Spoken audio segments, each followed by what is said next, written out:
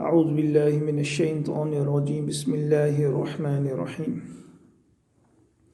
رب هب لي حكما وألحقني بالصالحين واجعل لي لسان صدق في الآخرين واجعلني من ورثة جنة النعيم واغفر لأبي إنه كان من الضالين ولا تخزني يوم يبعثون يوم لا ينفع مال ولا بنون إلا من أتى الله بقلب سليم صدق الله العظيم. This ayah we recited was from Surah Ash-Shu'ara, and it was a dua that Ibrahim a.s. made after speaking to his people and rejecting the faith that they oriented. One thing we understand from this, that with da'wah, dua has to be coupled. So after he gave da'wah, he called them to the right path. He reached out to Allah Ta'ala and said, Rabbi habli hukman wa alhiqni bis salihin. O my Rabb, grant me wisdom and include me with the pious servants. The Quran is filled with dua, and there are many occasions where dua have been narrated. If we were to categorize how Allah Ta'ala spoke of dua, you can maybe narrate it to be three categories. So please try to remember this, that there are three categories of dua inside the Quran. One was the dua, the Rabbanas, that Allah Ta'ala highlighted or narrated in passing. In passing. Okay.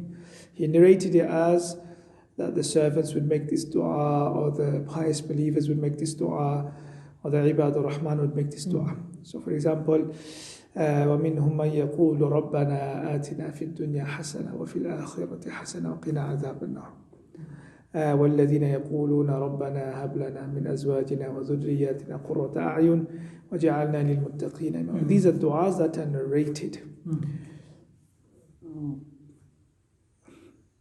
Second category of dua would be the dua that Allah Ta'ala narrated from the prophets.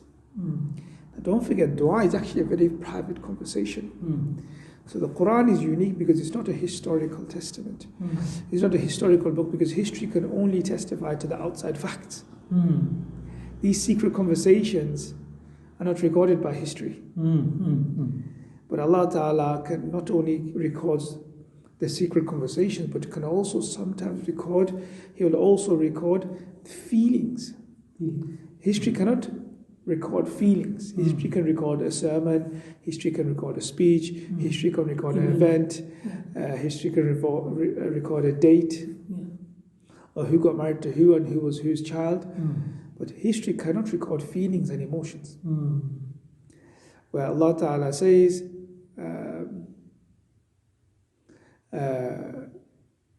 إنما أشكو بثي وحزني إلى الله وأعلم من الله ما لا تعلمون. This was a unique dua that Yaqub a.s. was making. The dua that Yunus a.s. made inside the belly of the whale. Who would hear that? Which historian can record that? So Allah Ta'ala, through His mercy and grace, recorded the duas of the prophets. For example, the dua of Adam a.s. when he repented to Allah Ta'ala, رَبَّنَا ظَلَمْنَا أَنفُسَنَا وَإِن لَمْ تَغْفِرْ لَنَا وَتَرْحَمْنَا لَنَكُونَنَّ مِنَ الْخَاسِرِينَ. And it wasn't only Adam a.s. that made this dua, it was him and his wife together that made this dua. The dua of Ibrahim a.s. that we just heard right now. This is not the only dua of Ibrahim a.s. There are many duas of Ibrahim a.s. رَبِّ جَعَلْنِي مُقِيمَ الصَّلَاةِ وَمِن ذُرِّيَّتِي رَبَّنَا وَتَقَبَّلْ دُعَاء. So many duas. So that's the second category of dua. And the third category of dua would be the ones which Allah Ta'ala has directly commanded our Prophet Sallallahu Alaihi Wasallam to recite.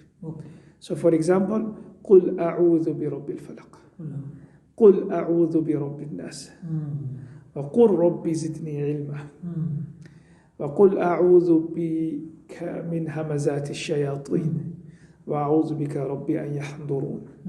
So there are some du'as which Allah Ta'ala has specifically told Rasulullah to make, and has also via Rasulullah gave to us.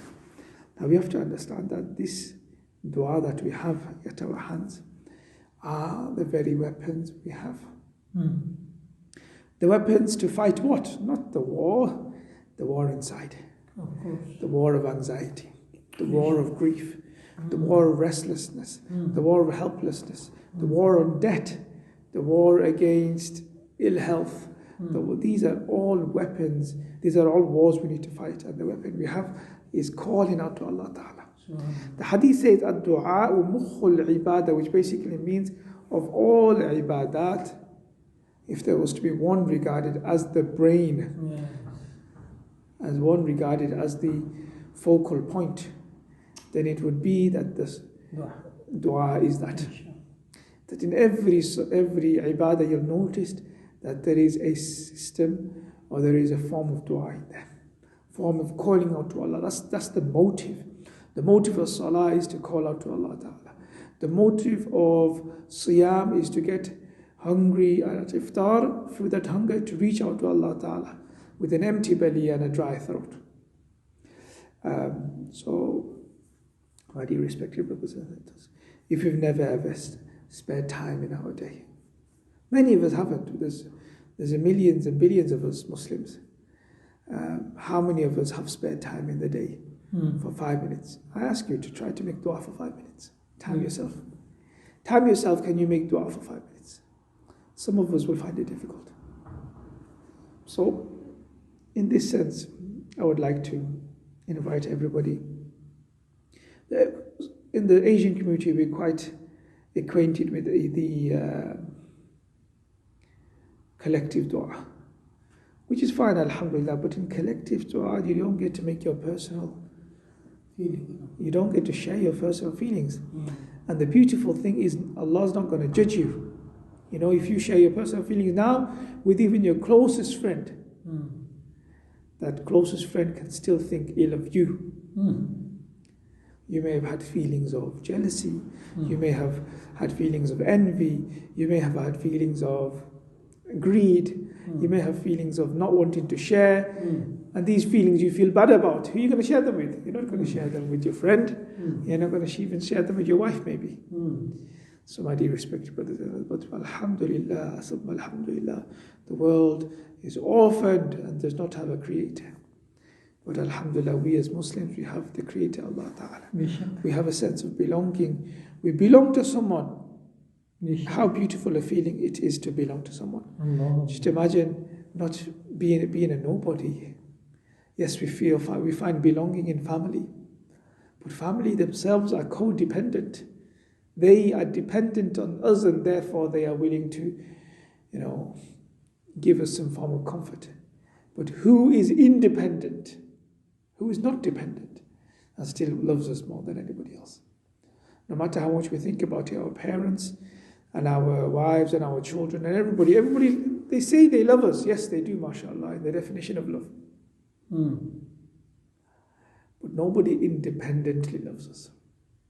No one unconditionally loves us. Absolutely. No one unconditionally gives us and continues to give us. Allah Ta'ala, without the condition of 5 times salah, He's still giving us air to breathe. Without the condition of His obedience, He's still giving us water to drink. Without the condition of all these things, He's still obeying us, is providing for us. So, my dearest, please acknowledge the mahabbat, the sustainer, Allah Ta'ala. May Allah Ta'ala bless me and you to develop this connection in this time of quarantine. Spare time for dua. I promise you, try to shed one tear after raising hands before Allah Ta'ala, and please give me feedback regarding the feeling you gained as a result. سبحانك اللهم وبحمدك ونشهد أن لا إله إلا أنت. To teach now.